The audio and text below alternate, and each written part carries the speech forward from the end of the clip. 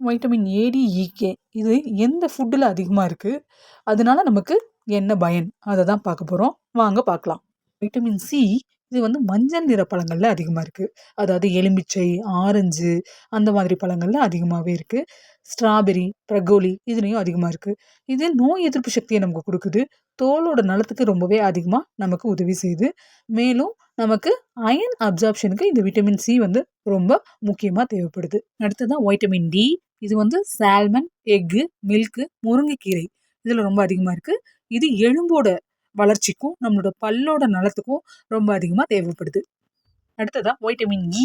இது வந்து ஆல்மண்ட்ஸ்ல இருக்கு, அவகோடால இருக்கு அண்ட் ஆலிவ் ஆயில்ல இருக்கு. இது தோல் நலத்துக்கு ரொம்பவே முக்கியமா தேவைப்படுது. வைட்டமின் ஏ கேரட்ல, கீரை வகைகள்ல, சீஸ்ல இருக்கு. இது நம்மளோட கண் நலத்துக்கு ரொம்ப முக்கியமா இருக்கு. வைட்டமின் பி வந்துட்டு ஹோல் கிரைன்ஸ்ல இருக்கு, சிக்கன்ல இருக்கு.